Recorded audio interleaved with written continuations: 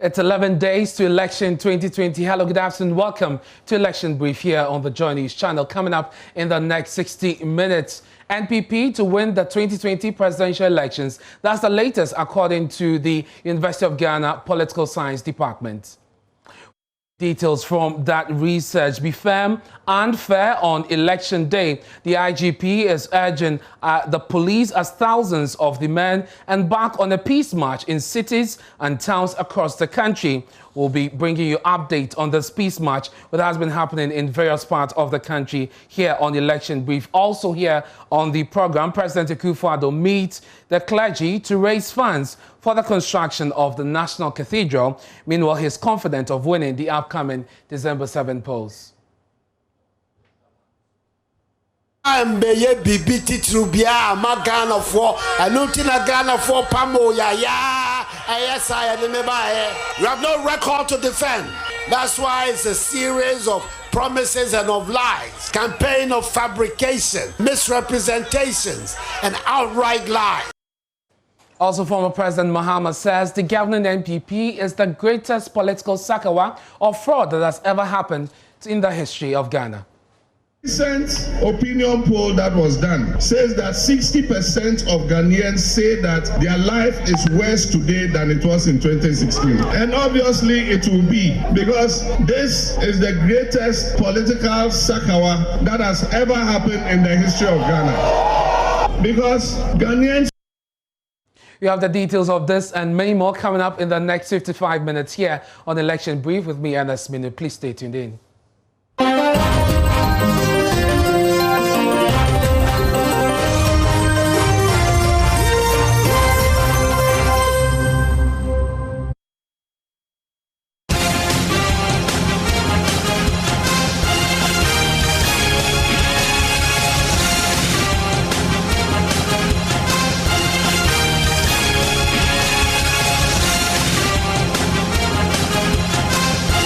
Election headquarters coverage is brought to you by Use more purchase of premium products via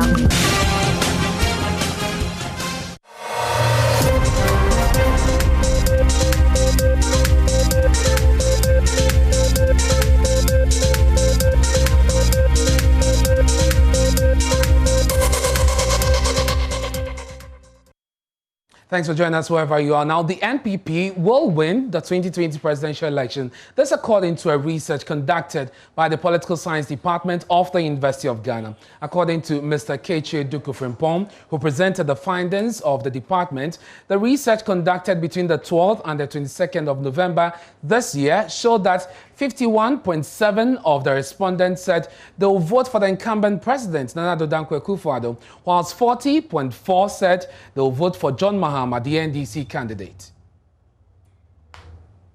Well, let's do some more on this and bring you some... Vote based on some campaign message. Their preferred choices were MPP's Akufo-Addo 52.5%.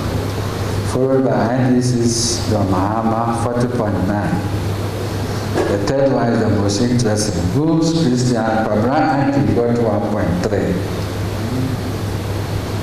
And maybe Boom is becoming the third force. But more important for these last few days, 3.7% of them have not decided. So go and vote for them and do something about them. We went on further to ask for whom will you vote in the presidential elections, and it followed a similar party. These voters have taken a firm decision to vote for those candidates in the election, the candidates that they say they will vote for. We asked them, how sure are you? 80.9% that the candidates that we have decided to vote for, we are going to vote for them. So, well, we are going to change their views. Then the last and perhaps the most important question: which presidential candidate would you vote for if the elections were held today? And the list is also there. Akufo-Addo 51.7, Mahama 40.4, Boom 1.4. Use your mic, sir. It's not easy standing at one place here. So 51.7 for NPP and Akufo-Addo, 40.4 for NDC and Mahama, and the rest 1.4, 0.8, 0.2, 0.1, 0.2 somewhere. And for independent, 0. And so that's Mr. Keche from Ponduku presenting the findings of the Political Science Department earlier today. My colleague Kweku Asante was at this presentation. He joins us via Zoom with some more detail on this research conducted by the department. Kweku, let's start with the figures. You see a general decline in the figures that the two major parties actually secured in 2016, and even with a survey that the department conducted in 2016, where the NPP is dropping from 53.3 to 50%, and you see the NDC also dropping from the 44 to a 40%. What were the issues that those interviewed in this particular survey said would influence their vote?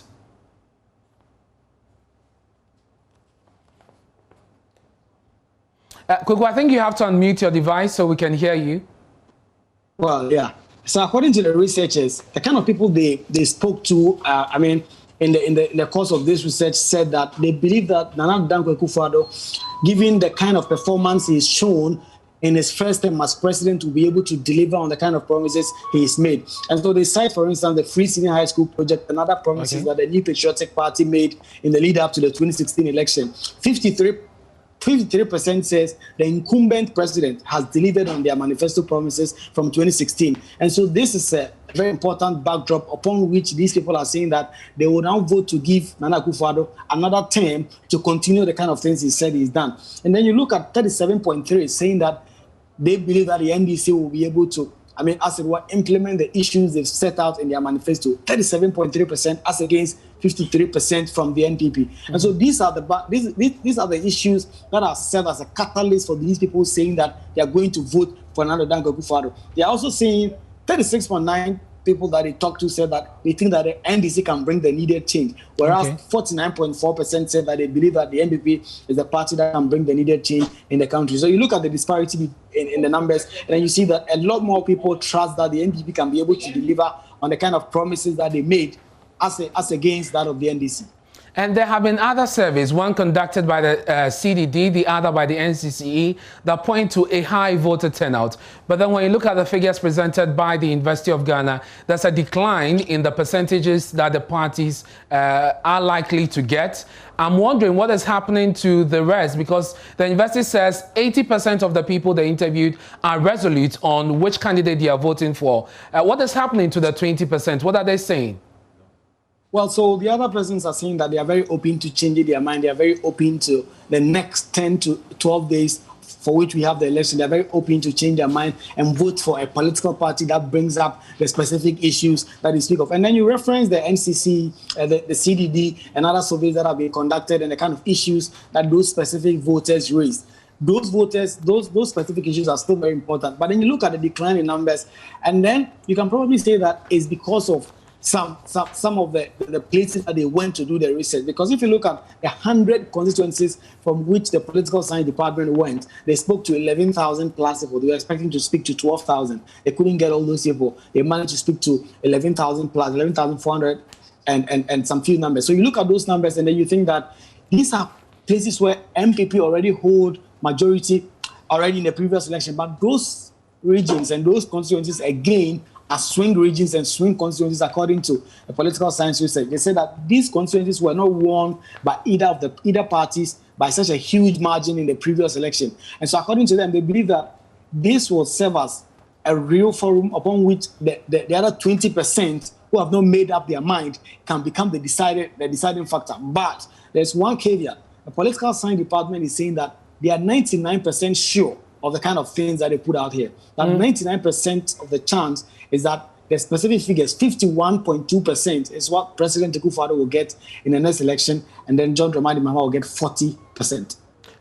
51.7, which is what they put out there. But then, because you mentioned the regions, I know that usually the department would look at the figures on regional basis to see who is winning what region. And we know that certain regions are determinists. They point to the victory as far as the elections are concerned, the central region, for instance. But in this year, the unique thing is that we have new regions also being created. What did the survey say about the regional breakdown of this election?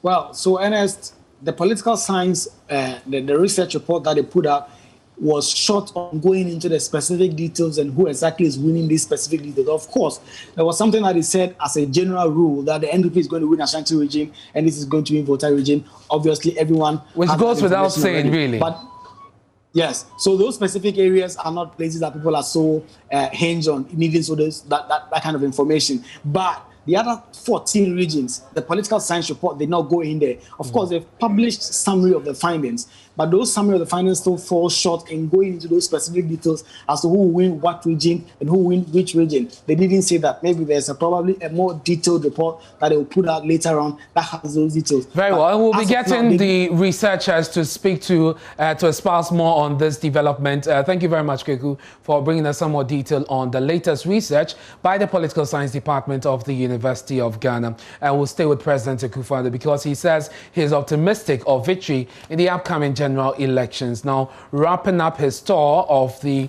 Greater Accra region, he met with the clergy and he was at East Legon in the Yewaso West constituency, where he met with sympathizers of the NPP. He asked them to work hard so they could win their target of winning 33 seats instead of the 28 which they currently occupy.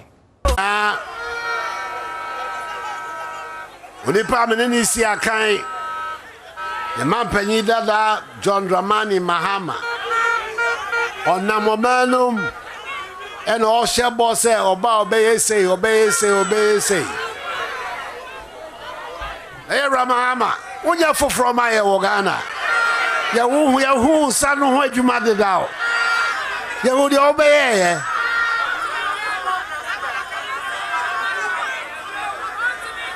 One beye bibi titrubia magana for alutina Ghana for pamo ya yes I had me by.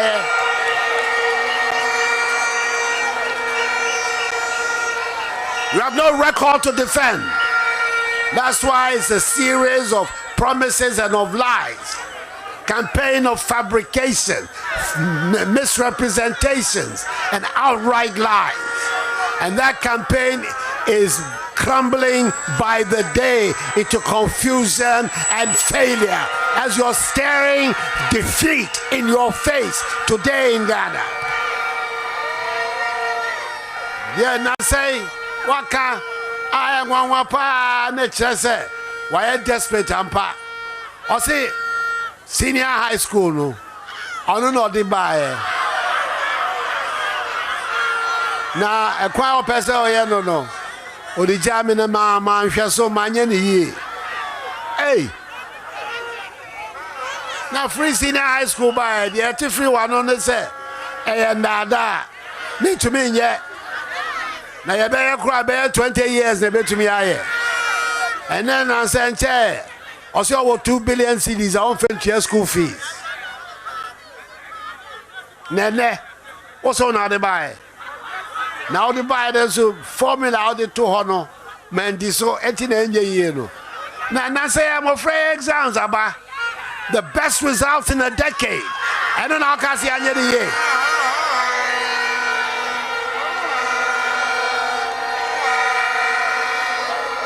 The best results.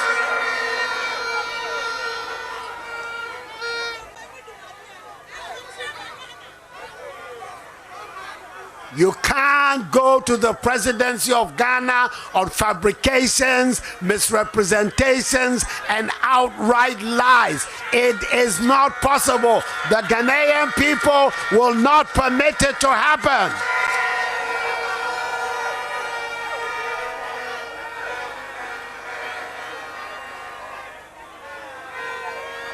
or say, and send you a refia there. I don't think I'm man or there to make the Okano. I made them who are racist, a book as here. You did dear Cassia, will trade upon Yacopomo. Said the 7th of December, Ghana for Betsy Mahama said, one in the referee, one they kite your bay, no, pepe, and send them to another. The Member of Parliament for the area, Lydia Al-Hassan, who claimed her short stay in Parliament has witnessed massive development in the area, promised to continue delivering on her promises if re-elected. Let's speak to our presidential correspondent, Elton Brobe. He is on the campaign trail with President Akufo-Addo. Elton, the president is heading towards the central region, but we're told that he met with some clergymen today. Bring us up to speed on that meeting. So, this was a meeting between him and leaders of some churches in the country, and then the board of trustees of the cathedral building. So they met to update him on progress made so far, and when they hope to start work on the construction of the cathedral. President Akufo-Addo said that government will do all it can to ensure that the building is up by the end of the second term in office. On the matter of when work will actually start, the secretary of the trustee says that it will start very soon, but we don't know when. He says they have enough resources to start a project, but they're still looking for more outcome. They have launched this short code 767 for those who wish to contribute towards the building of the cathedral to do so. President Akufo-Addo, in his address before they went to that closed session, said that he is unashamed of the fact that he is a Christian and still doing politics. And that for him, his integrity and truthfulness is what has led him so far in this governance structure. So this was this morning, and as I speak to you right now, we are at Swedro in the central region. Before getting to Swedro, the first port of call was Gomoa East, Budumburam to be precise. Okay. And the chief of the Gomoa East Traditional Authority, Obrefo Nimaku, was clear in making some demands, 3 of them actually. First was a request to President Akufo-Addo to consider setting up a military post in the area. For him, since the area was designated a refugee settlement center some years back, they are part to live with these refugees, and now some of them have grown into the situation where they have become refugee landlords and are now selling lands and engaging in land guard activities, undertaking heinous crimes, to the extent that in some instances they actually went and attacked a police station.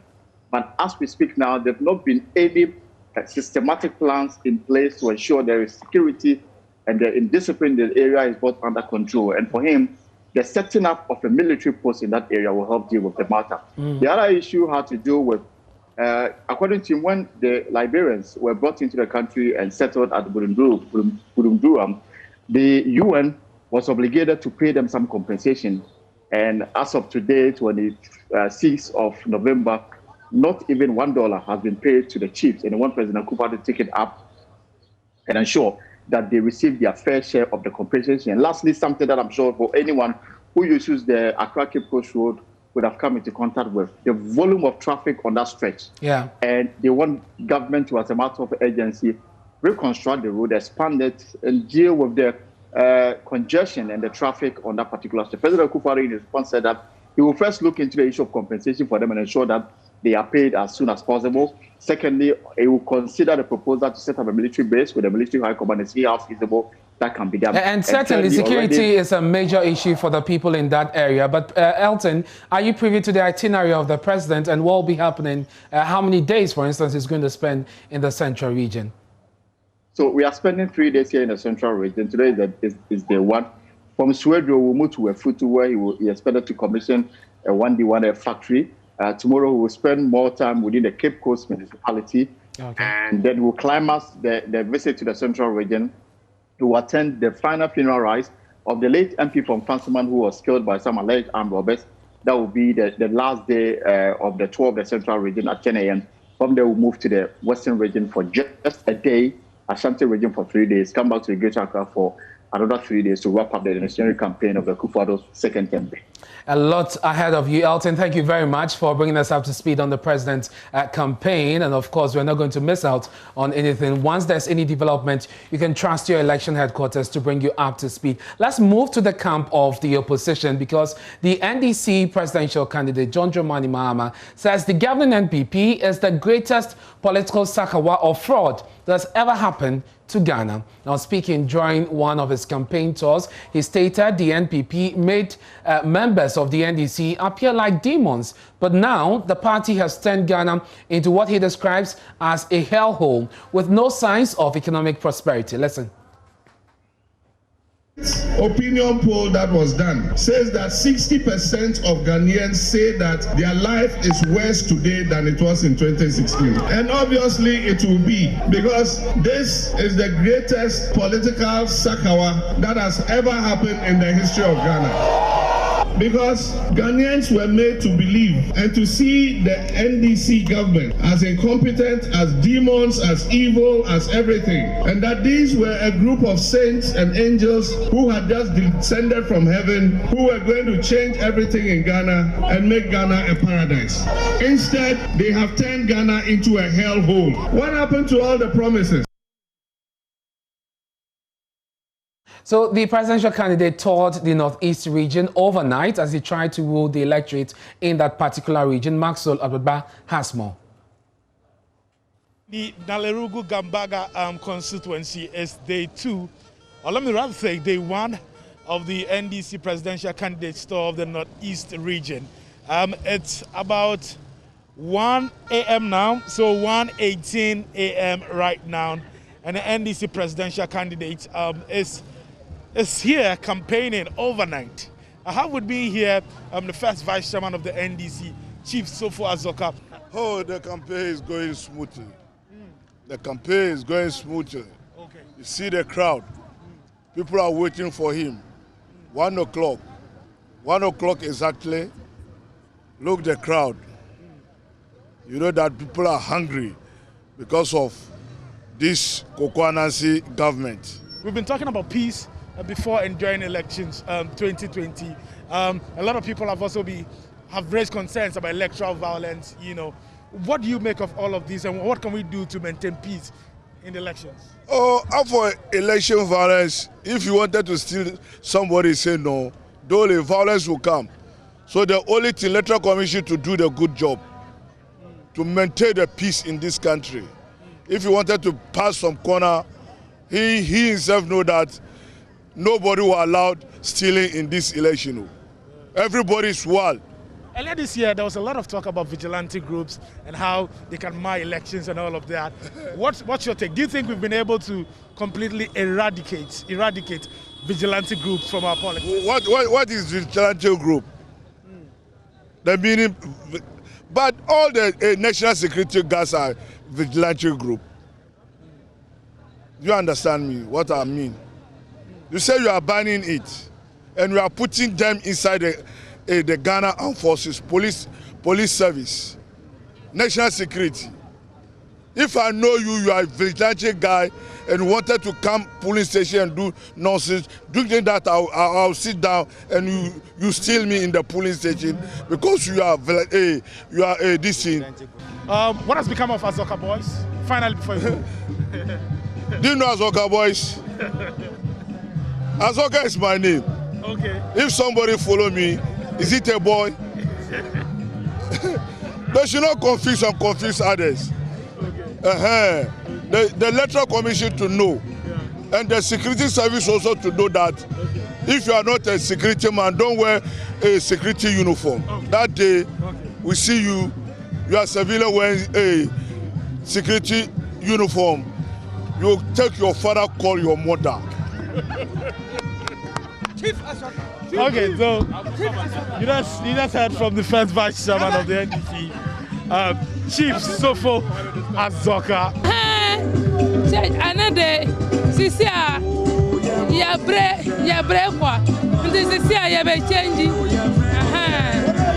And yes, so cool for no munko, Jima, so you're phoning in a Jimani. police for ebia ejima ni ho la e for ni nyina ejima ni ho akwara ni nyina amusipo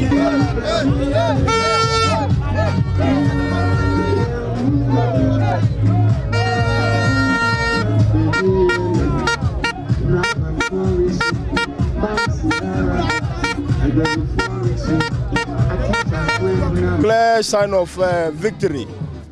Anybody can see this and tell you that John Dramani and Alhaji Baba Seydou Yusufu is going to win come December. Because if the people is not having the love of the party this time round, this is one, you wouldn't come and meet people like this. All the regions that don't have sports stadiums are going to get new sports stadia.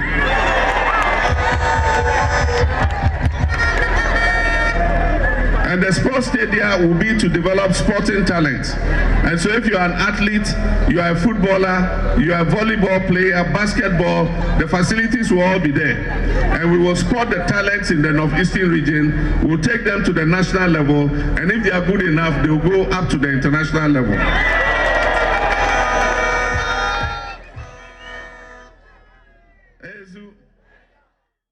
My colleague Maxwell brought us that report all the way from the Northeast region. You're watching Election Brief with me, Anasmi. We're taking a short break. When we return, we'll hear from the IGP, who is urging his men to be fair but firm on Election Day.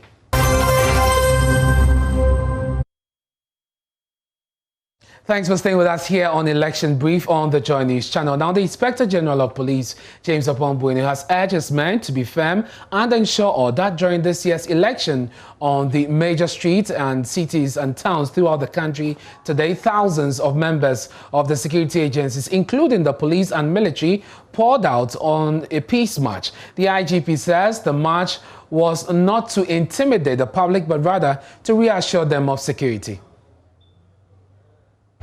We are doing our duty. This march is not meant to intimidate anybody, but it will show everybody that we are prepared to protect all the citizens, all the residents, and also to protect the ballot. What we expect is for you to be professional, to attend to your duties, but be sure that you are fair. You should not be intimidated by anybody, just as you are not going to intimidate anybody.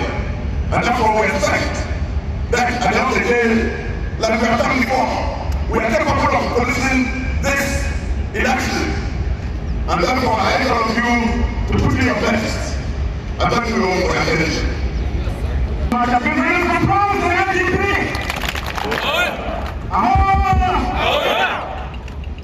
I want everybody the very best, and we hope to see you here in a couple of hours. Thank you. Now, in the Ashanti region, the Regional Security Council is reassuring their personnel to prevent disenfranchising of some personnel in the upcoming elections. This comes after names of some persons went missing on the list of special voters scheduled for December 1. Now, Police Commander COP Kwesi Mensah-Duku says men originally assigned outside the constituencies will be brought closer to their polling stations. He said the new arrangement will ensure that no security personnel is disenfranchised. This exercise is part of the arrangement that is towards the upcoming elections. What we are going to do, as you are already aware, today's exercise comprises all the security officers, meaning that we are going to provide security for that occasion. The military are not going to be directly involved in the exercise, but all the other security services are going to be directly involved. We'll see us at the polling center, and then the patrols, we'll see that there's going to be joint patrols, and then the security at the various centers to be manned by the various security services. What the military is going to do is that they are going to be on standby. They are not going to be part of it. They are going to be on standby in case there's anything that is beyond the reach of the police or the other security services. Then we will call them to come and support us. This is exactly what they are going to do. But today's exercise is just to give the assurance to the public that we are very strong on the ground that we are going to protect them on that day. That we are going to make sure that we create the necessary environment for everyone to go about and cast their vote without any fear or intimidation.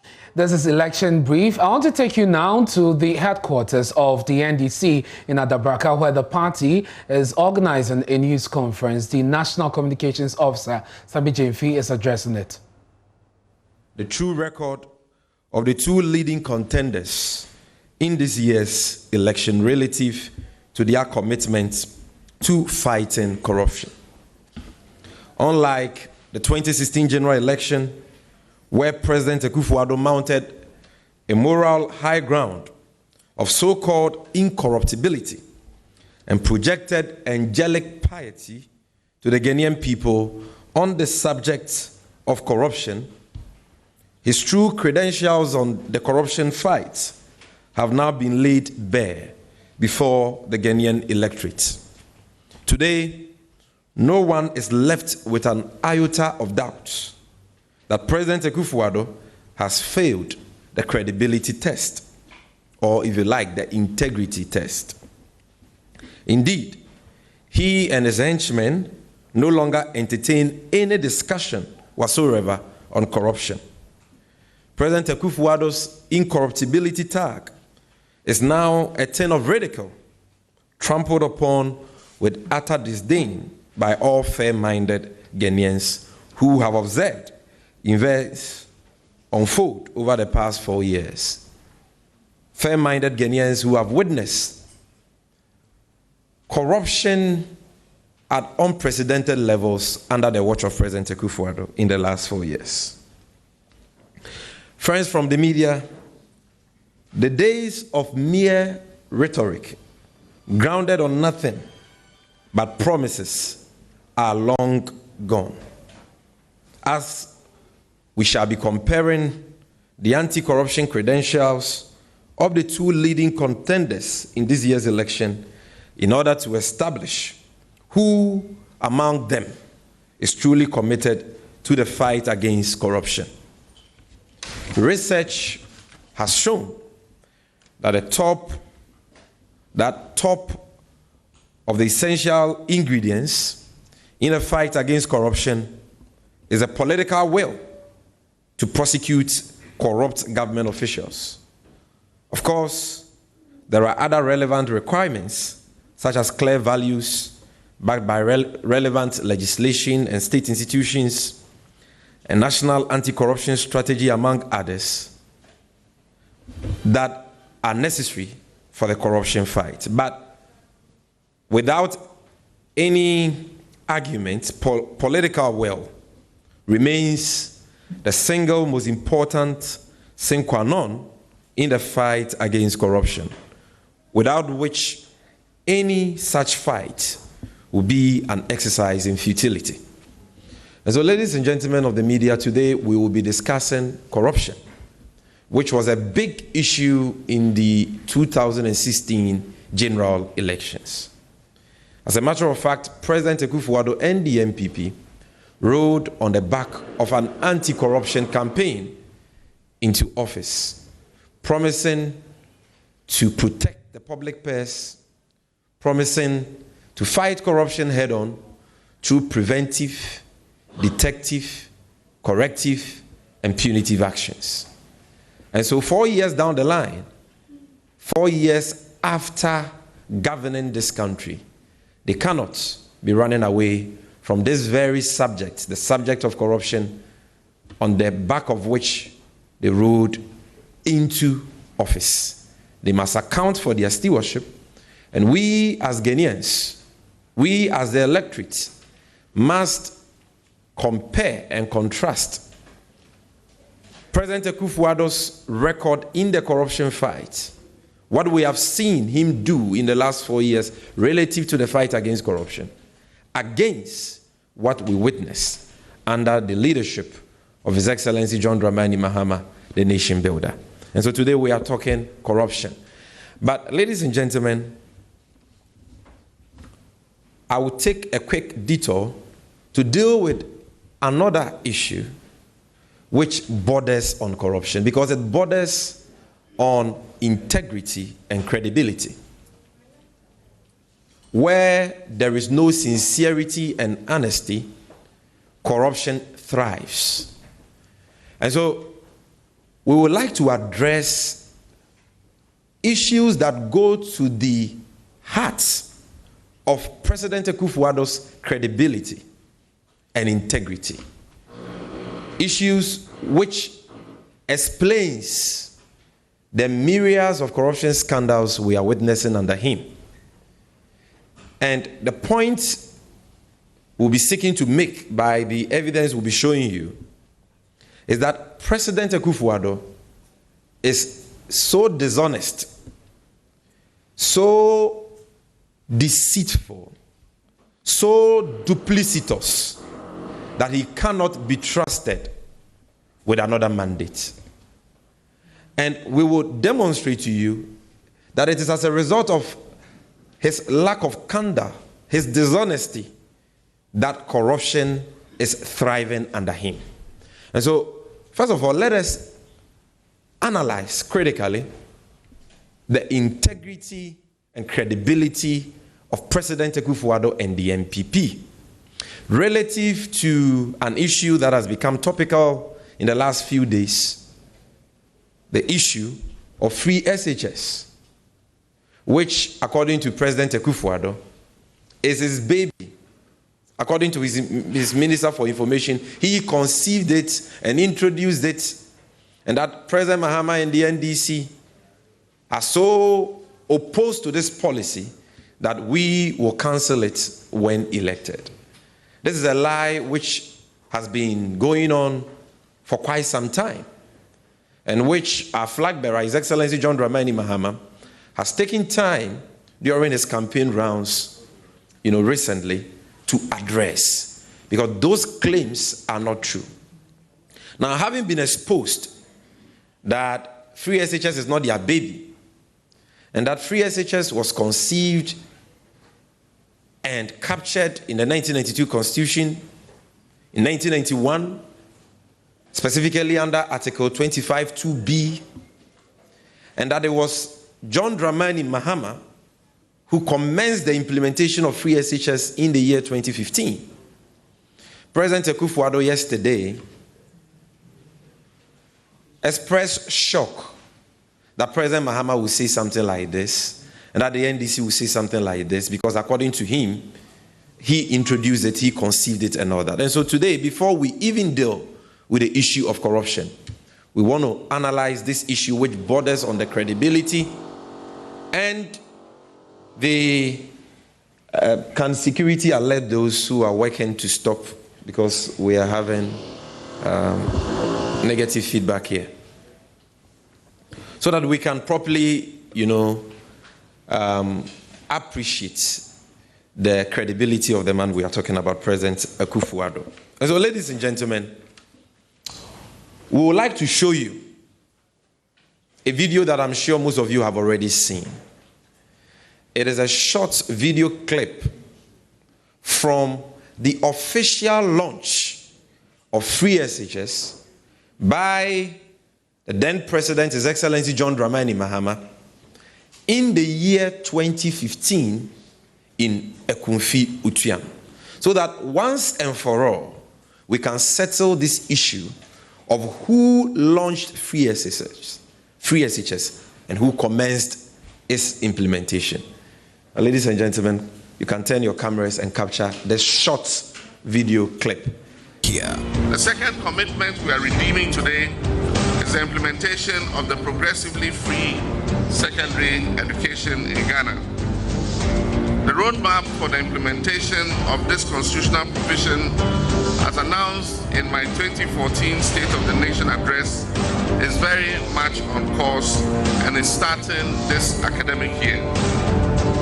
Ladies and gentlemen, I now have the singular honor of declaring the progressively free senior high school program duly launched.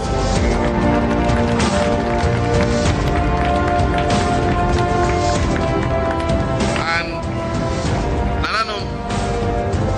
that this intervention will bring significant relief to parents and households. Beginning this academic year, we are removing fees for all-day students attending public senior high school. Under the progressively free secondary education program, government intends to make going to secondary school free through a progressive absorption of the costs that are currently borne by students and their parents. We will eventually get to the stage where every senior high school student will have the opportunity to go to school free. So, ladies and gentlemen, facts are sacrosanct. This particular video is available on the internet, and any Ghanaian who is interested in knowing the truth can search for it and watch it. It doesn't matter the number of lies the MPP tells about the introduction of free SHS. The facts show that indeed it was President Mahama who launched the program and actually started with over 360,000 day students in 2015, as you heard in this short video clip. Not just that. In fact, the textbooks that secondary schools today are using under the free SHS program were all procured by the Mahama administration in 2016, 3.6 million textbooks. And this free SHS program we are talking about has been made possible. In fact, the full implementation of it, which includes boarding students, has been made possible as a result of the over 46 community-day senior high schools that John Dramani Mahama built, but for which we would have been experiencing a quadruple track and not a double track by this time. And so our friends in the MPP must learn to give credit where credit is due. You came, met a program which had already been launched. Day students in this country, over 360,000 of them were not paying school fees. You came to continue it, which is good, because governance is a continuum. But don't claim credit for something you did not start. Don't say you started it when you did not start it. And ladies and gentlemen, ironically, President Akufo-Addo, who says that he is surprised that President Mahama or anybody will suggest that it was the Mahama NDC government which introduced free SHS in 2015, actually lauded and applauded John Dramani Mahama in 2015 when he launched free SHS. Can we see the screenshot of that story by City FM Online, which says that Mahama's free SHS, good news for Ghanaians, Nanado. And this is an interview he had with then host of the political talk show on Omai FM, Fifi Boafo, who now works as a public relations officer at Cocoa Board. So on your screen is Mahama's free SHS, good news for Ghanaians. This story was published by City FM Online 7 years ago. So why is President Akufo-Addo feigning ignorance? Or why is he trying to create an impression that he has forgotten about the fact that he himself applauded President Mahama for commencing the implementation of free SHS? The facts, once again, have exposed him badly. Not just that. Around the time that President Mahama introduced free SHS, President Akufo-Addo actually tweeted. Can we see his tweet? So, ladies and gentlemen, this is a tweet by President Akufo-Addo on the 9th of December 2014. 9th of December 2014. And this is what President Akufo-Addo said. If President Mahama is indeed introducing free SHS in the 2015-2016 academic year, I would say hallelujah.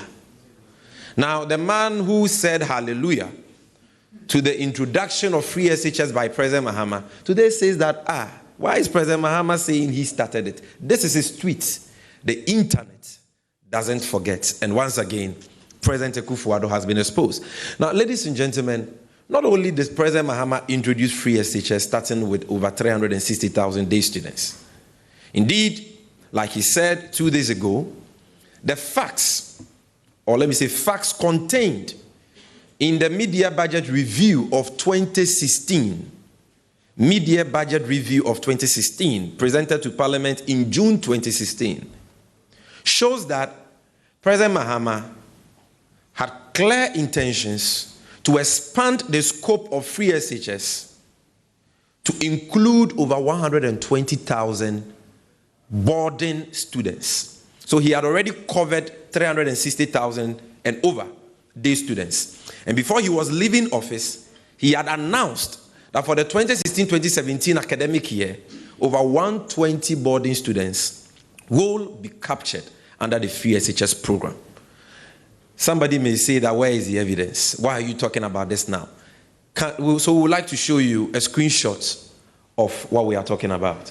So this is the review of the budget and economic policy of government and supplementary estimates for the 2016 financial year, presented to Parliament on Monday, 25th July 2016, by the Honorable Minister for Finance, Seth E. Tekpe, on the authority of His Excellency John Dramani Mahama, President of the Republic of Ghana. Now, can we see the relevant page? Now, this is paragraph, just focus on paragraph 198. This is what paragraph 198 says. Mr. Speaker, in fulfillment of the promise to construct 200 community-day senior high schools, 123 new senior high schools are being constructed in various locations across the country. Many of these projects have reached advanced levels of completion, while some have been completed. His Excellency the President has commissioned 9 of such new schools in the Central, Western, Volta, Ashanti, Bunahafo, and Eastern regions. Each school has a 4-story structure comprising 24 unit classrooms, a library, and so on and so forth. Now you come to paragraph 199. Now it says, consistent with the 1992 Constitution, our commitment to make secondary education accessible, especially to needy students, government initiated the implementation of progressively free secondary education in the first term of 2015 to 2016 academic year, with 320,488 day students in public senior high schools across the country. The program is scheduled to be expanded to cover 120,000 targeted boarding students in the 2016-2017 academic year. So it is there. At the time this budget was being presented, MPP members of Parliament were there. They know this. So why are they creating an impression that free SHS is a novelty? They introduced it. Mahama is against free SHS and will cancel free SHS when elected. Ladies and gentlemen, the facts show that John Dramani Mahama introduced free SHS like we have demonstrated to you. He will not cancel it like some people are deceitfully spreading across the country, but rather he will continue the implementation of free SHS and make it better by improving on its implementation, ending double track by the end of his first year, including private secondary schools, investing in quality so that we can have free quality one-track SHS. That is what His Excellency John Dramani Mahama is offering, and no amount of lies can change that. And so, you see, if President Akufo-Addo, despite knowing all these facts, is incapable of accepting the truth that John Mahama started free SHS, no wonder corruption is thriving under him, because dishonesty in itself is a form of corruption. Ladies and gentlemen, briefly, before I come to corruption, let me show you other clips to further accentuate and highlight the dishonesty of the group of people we are talking about and their leader, President Akufo-Addo. You've heard them throughout this campaign take credit for fixing Dumso. Something they know nothing about. Something they've done nothing, absolutely nothing about. They have the effrontery and the courage to look Ghanaians in the face and say that we ended Dumso, when the facts show that it was President Mahama who ended Dumso. And they've been peddling these lies for too long a time, such that people are beginning to buy these lies. And that is why today we are spending first 20 minutes of this press conference to deal with these lies and set the record straight. In other jurisdictions, the media would have fact-checked them and exposed them by now. But we've made the matter, we've reduced the matter to a banter between the NDC and the NPP. So, John Mahama says this, or President Akufo-Addo says that, and that is it. But what does the media say? In 2016, specifically in March 2016, Alhaji Dr. Mahmoud Bawumia held a press conference in the studios of Joy FM. He was asked about Dumso. And in that interview, he admitted that John Mahama had already fixed the Dumso problem, but he deserved no credit for fixing it because he created it. Now, it is not true that John Mahama created Dumso, because Dumso has been an age-long problem that this country has been facing. We had Dumso in the 80s. We had the Dumso under Rawlings' administration. Under Akufo, we had Dumso. He even had to send pastors to Akosombo to pray for the rains to fall at that time. I'm sure you recall. And so, it is not true that President Mahama created it, but at least in that interview, Dr. Bawumia agrees or concedes that Dumso had been fixed by 2016 by John Dramani Mahama.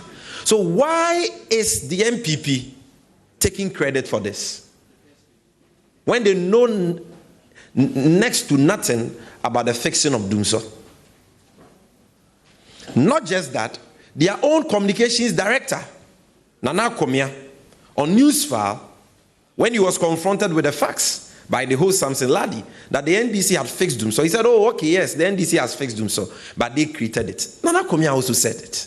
And these tapes are there. So why are we allowing these people to continuously peddle lies and take credit for things they know nothing about? Ladies and gentlemen, let's look at this video. Cause of Dumso, and Dumso has been caused by the financial and economic mismanagement of this government, and so we shouldn't be giving them credit for solving a problem that they have solved. Play it again, maybe people didn't. Cause of Dumso, and Dumso has been caused by the financial and economic mismanagement of this government, and so we shouldn't be giving them credit for solving a problem that they have solved. So we shouldn't give them credit for solving a problem. I think he wanted to say they have created, but that was a slip. Let's watch Nana Komia on Newsfile, what he said at the time. Can we move on to look at the question of... No, we will not go back to... issues, yeah. Can we move on to the question of energy, for example, which is such a big deal? And the president said to the effect that he has lived up to his promise to the House the last time he appeared. And what was the promise? The promise was that he will fix Dumso. Yes, so once again, if I may start with you, Nana, the president says this government has achieved the fastest mobilization of emergency power. And he's not just doing rhetoric, he tells you that about 800 megawatts of power has been added to our generation mix so far. He gives you the breakdown of the KTPP having added 220 megawatts. TICO's combined cycle has added 110 megawatts.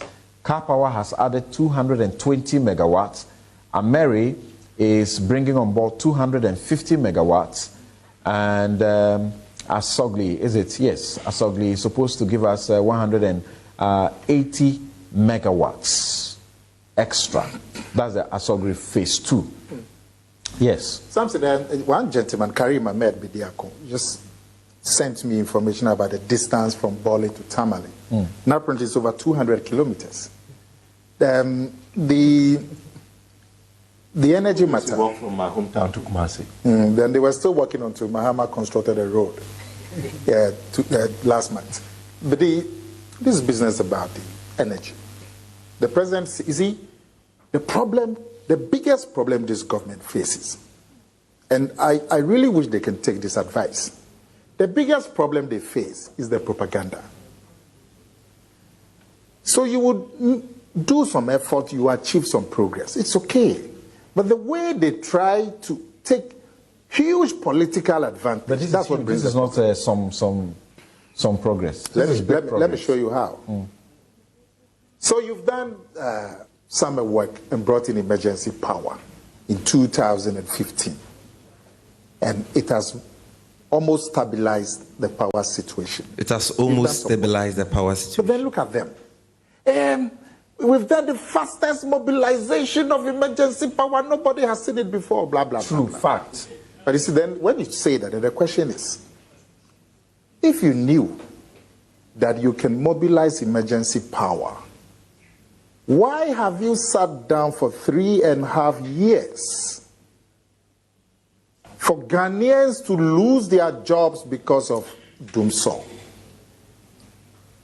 For companies to shut down because of Dumsor? For people to lose their lives because of Dumsor? If you know you could mobilize emergency power. Because this is what the president told us in 2012, September. He said, government has taken immediate steps to address the load shedding challenge. I have directed an interministerial committee. I think we've listened to, with immediate we've listened to or watched can suffice. He concedes that indeed President Mahama undertook the fastest mobilization of emergency power to stabilize the power situation. But that if we knew we could do that, why did we wait that long? Clearly admitting that we have solved the problem. And that was what was being discussed on Newsfile. And the host even conceded that the problem had been solved and that there was not an insignificant achievement, as Nana Komia was suggesting, but a significant one. So these people who have not added a single megawatt of Ghana's generational capacity, who have not done anything, their only record in the energy and power sector is PDS, are busy going about claiming credit for fixing Dumsor, a problem which they themselves conceded had been fixed by President Mahama even before they took office. Now let's watch the last video clip, just 30 seconds. Their own Minister for Energy, John Peter Amewu, what he said about the achievements in the power sector. If you have that video, can we see it? VRA keeps on paying those supplies that are coming to VRA. So there's a question that the minority have asked in the last few days, that how much capacity have you added since you came? All the fantastic capacity that your mama left you, they say. You haven't added anything in the last 2 years. Capacity in terms of what? In generation, in megawatts. No, we have not added any generation capacity within 2 years. It's okay. So you're relying on the John Mahama. It's okay, you can pause. Mahama megawatts. There were a lot of existing megawatts. They have. It's okay. So the Minister for Energy says they have not added 1 megawatt of power to Ghana's generational capacity.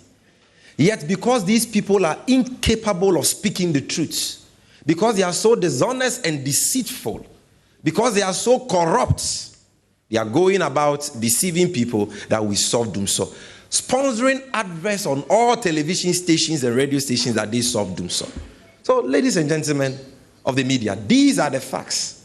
And we humbly appeal to you to fact check not just the MPP, but all of us as politicians, so that we do not feed people with lies, but with the truth. Because you owe a duty as the fourth estate of the realm to keep us as politicians in check and inform your audience, with the facts and nothing but the facts. And so we needed to set the record straight relative to the debates about who introduced free SHS and who fixed Dumsor. And I believe we have done so sufficiently.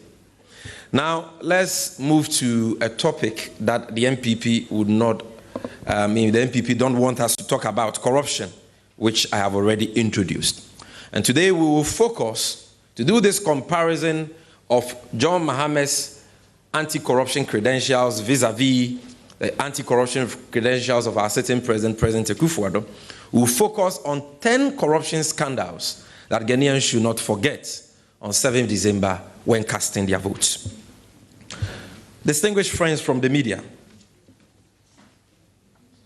having already stated the critical importance of political will in the fight against corruption, we shall now proceed to examine top 10 corruption scandals that we have witnessed under the Akufo-Addo regime and how same were resolved.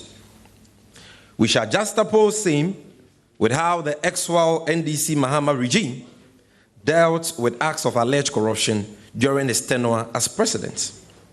This, we believe, will put to rest the debate as to who truly fought corruption and displayed genuine political will to the fight. Number one, the PDS scam. Ladies and gentlemen, one of the standout corruption scandals that broke out under the Akufo-Addo government is the PDS corruption scandal. Ghanaians will recall how sometime last year, Ghana lost about $2 billion, comprising of $190 million under the Power Compact and about $500 million under the Regional Compact, among others, as a result of this PDS scam.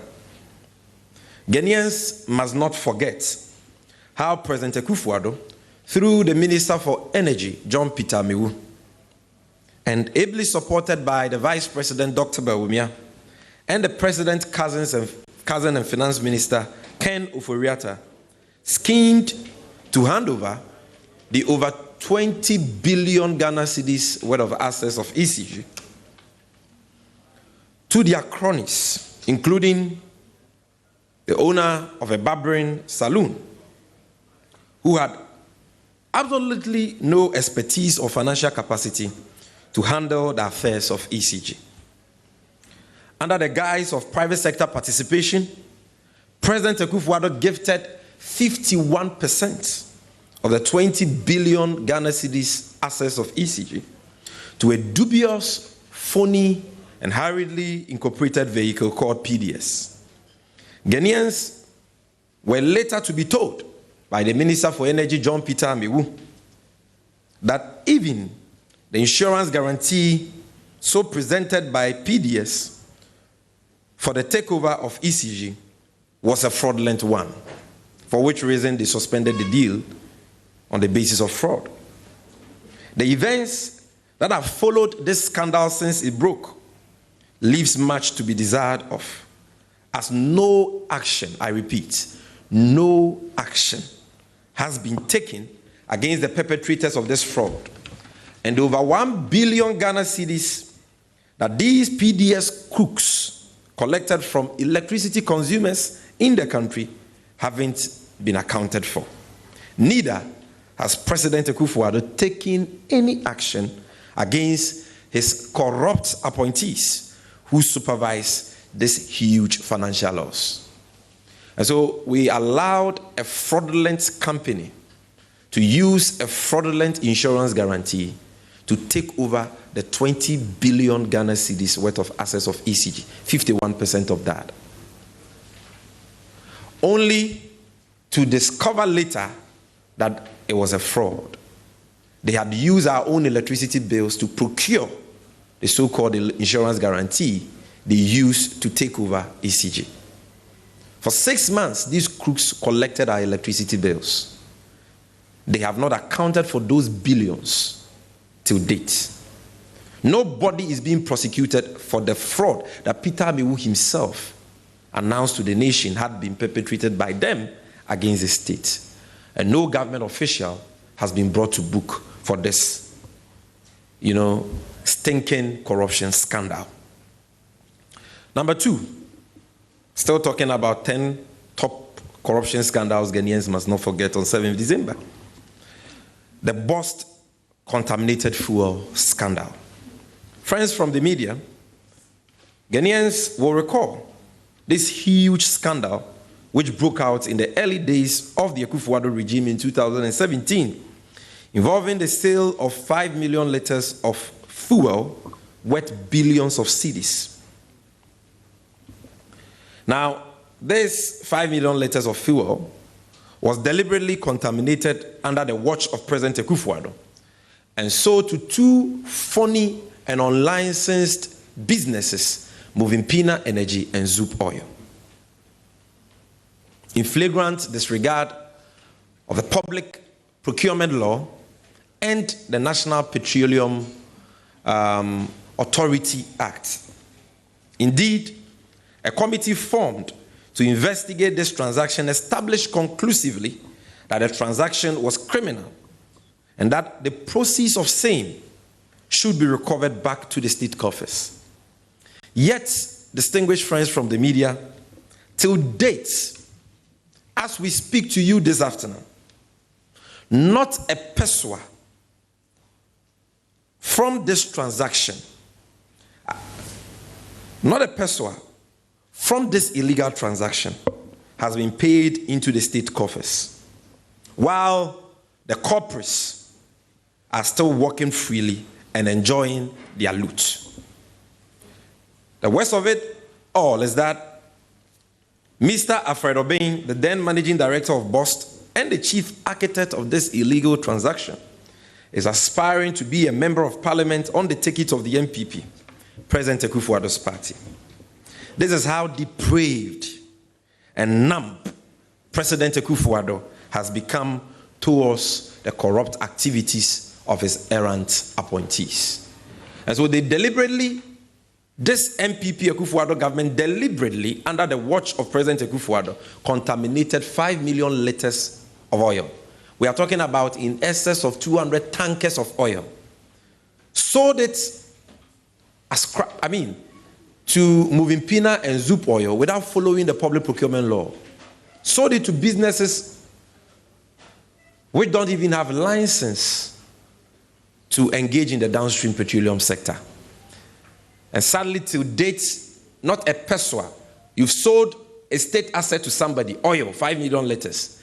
Take the money and put it into the state coffers for nation building. No, they have refused to do so. Till date, not a dime has been paid into the state coffers.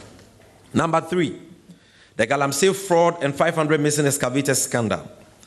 Ladies and gentlemen of the media, other scandals of the Akufo-Addo government, which are still fresh in our minds, are the twin scandals of the Galamsey fraud expose by Ace investigative journalist Anas Arimiyao Anas and the 500 missing excavators scandal. These two scandals amplify the monumental failure of President Akufo-Addo's fight against illegal mining and further expose the underbelly of stinking corruption by government and MPP officials, all in the name of fighting illegal mining. It will be recorded that these 500 excavators, together with arms and ammunition, gold, and other items were seized by the Interministerial Task Force on Illegal Mining from illegal miners, following President Akufo-Addo's call for the nation to rally around his fight against illegal mining. The president even went ahead of telling Ghanaians that he was willing to forfeit his presidency just to win the war against illegal mining. I'm sure you remember his famous speech of putting his presidency on the line for the fight against illegal mining. Ladies and gentlemen, these 500 excavators, which were supposedly to be kept as evidence to prosecute illegal miners who were arrested by the task force and possibly used to reclaim the lands they had destroyed through their illegal mining activities, were rather shared among New Patriotic Party functionaries, who in turn used them to hijack the illegal mining trade and caused even worse damage to the environment. Some of these excavators were found at construction sites as far as parts of northern Ghana, while pickup vehicles which were seized from illegal miners were donated to MPP party executives and parliamentary candidates, some of which have been branded for their ongoing political campaigns. These corrupt activities were further highlighted in the Galamsey fraud investigation by Ace investigative journalist Anas Arimiyao Anas.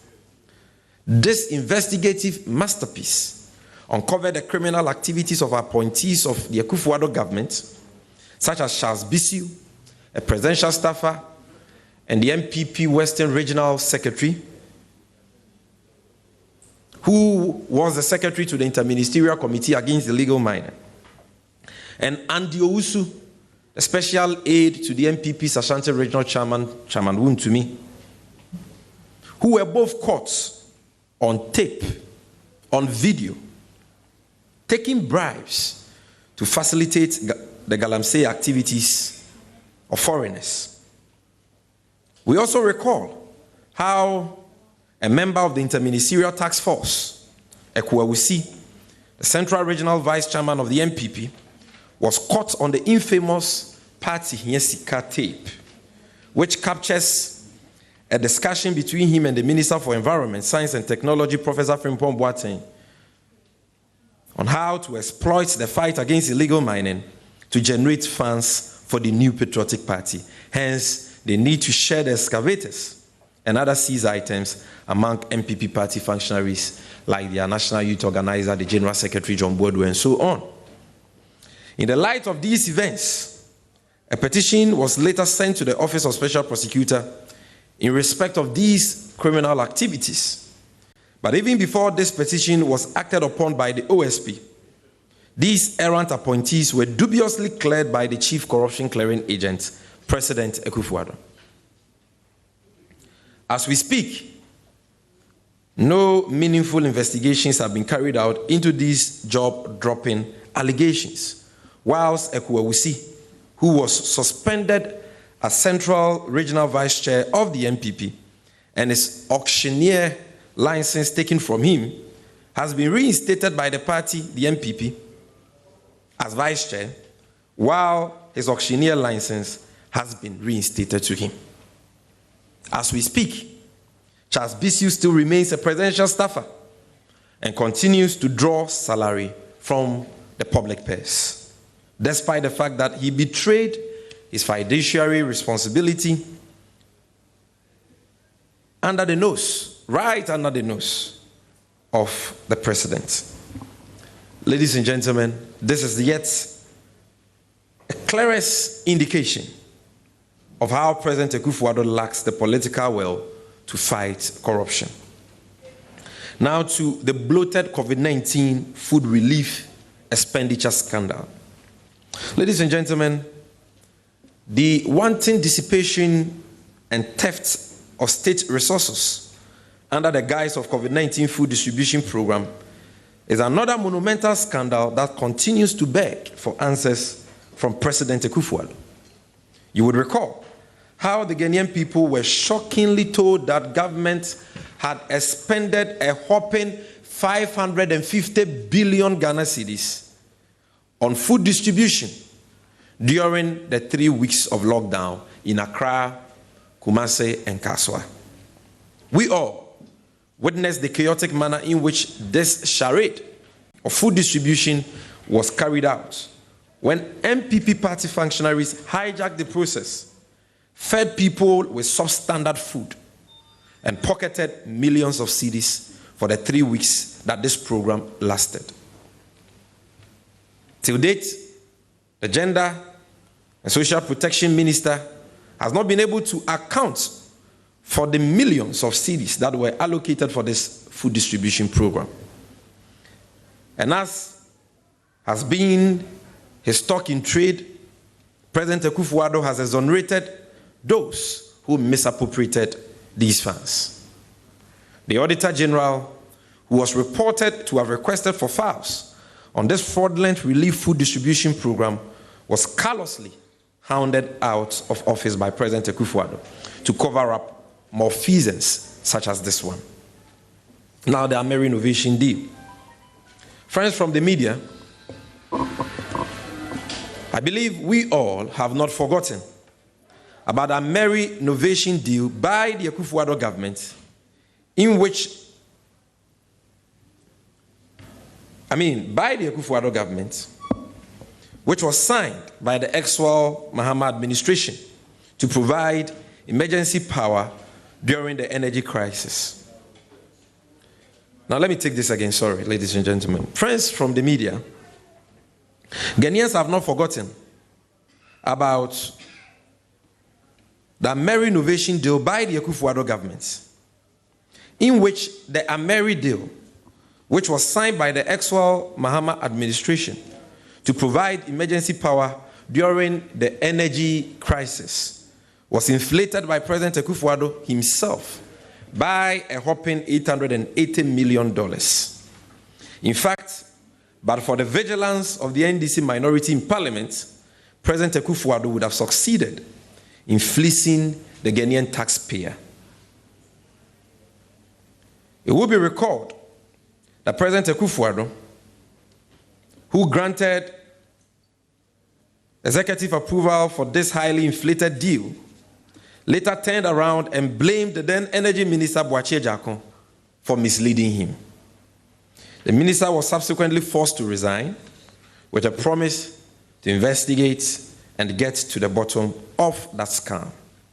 As we speak, just like all the other scandals I have enumerated, absolutely nothing has been heard of this scandal, as it has been conveniently swept under the carpet by the chief corruption clearing agent, President Akufo-Addo. Now the Australian visa fraud scandal. Now, one scandal that brought international shame and embarrassment to Ghana and Ghanaians living everywhere, ladies and gentlemen, was the Australian visa fraud scandal.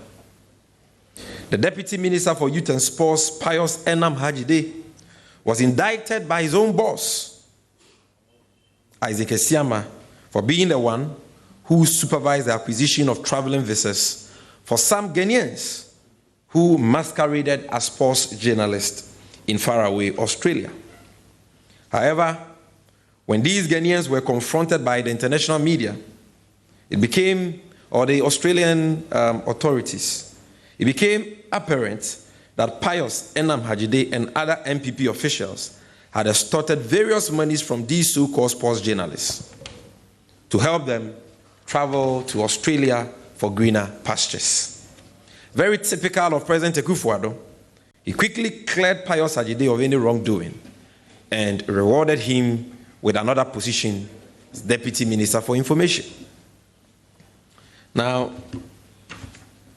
the eighth corruption scandal we would need to talk about today, is the overbloated government foreign travels. I'm sure you are aware of this.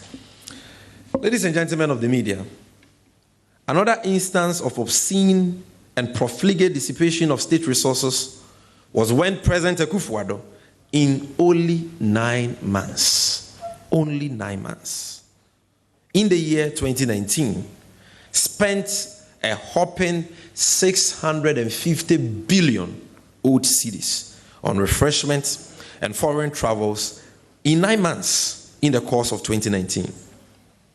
It will be recalled how President Akufo-Addo went globe-trotting on a rented private jet at a cost of $17,000 per hour. That is 800 million OCDs per hour, including going to watch the 2019 Champions League final match between his team Tottenham Hotspur and Liverpool Football Club in faraway Spain. This wasteful and ostentatious lifestyle of the president was financed by the scarce resources which could have been channeled, scarce resources of states which could have been channeled into meeting the many needs of the Ghanaian people. The PPA contracts for sales scandal is next. Ladies and gentlemen, one of the most grievous and distasteful corruption scandals we have witnessed under the watch of President Akufo-Addo is the PPA contracts for sales scandal involving the then CEO, Mr. A.B. Ajay, and his private company, Talent Discovery Limited. You would recall how an investigative piece by then Joy FM's journalist, Manasseh Azuri Awuni, revealed the extent to which this Mr. A.B. Ajay used his private company, Talent Discovery Limited, to procure over 10 government contracts through restrictive tendering and in some cases sole sourcing, and illegally sold these contracts to other entities to enrich himself. Aside the fact that the Akufo-Addo government continued to pay Mr. A.B. Ajay his full salaries even when he was on suspension, President Akufo-Addo has refused to retrieve from Mr. ABAJ the billions of Ghana cedis that the latter has stolen, and to prosecute him for the serious crimes he has committed against the state. According to the Office of Special Prosecutors' investigative report on this matter, Mr. ABAJ, through his corrupt activities, amassed so much wealth such that his total bank account balance, which stood at about 45,000 Ghana cedis as of January 2017, when the MPP took office, rose astronomically in only 3 years to about 45 million Ghana cedis. That is equivalent to 450 billion. And Kelvin, if you can help the technical guy to get me screenshots of his bank account so that we can show our viewers who haven't seen it. The man had just 45,000 Ghana cedis in his bank account as of January 2017.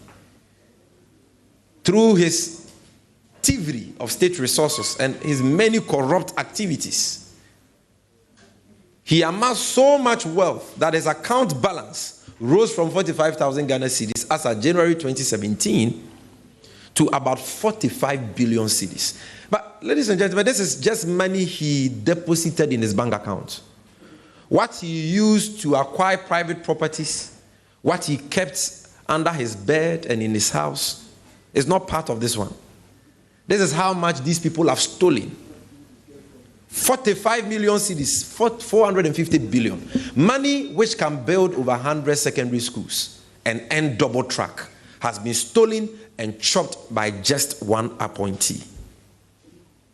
Monies which could have constructed hospitals, roads, schools, and other meaningful ventures to create jobs for Ghanaians have been stolen by just a few greedy appointees.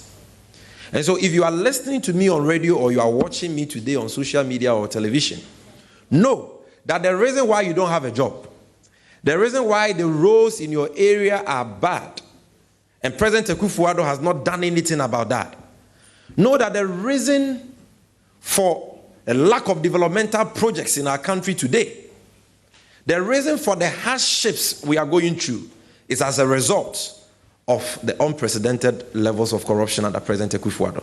The reason why you don't have money in your pocket is because crooks appointed by President Akufo-Addo like Mr. ABAJ and other appointees have stolen all the money. Now, ladies and gentlemen,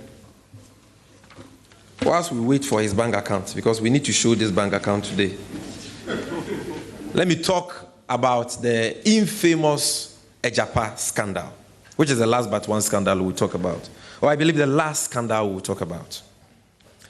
Distinguished friends, the last but not least of the monumental scandals of the Akufo-Addo government is the still raging Ejapa gold royalties transaction.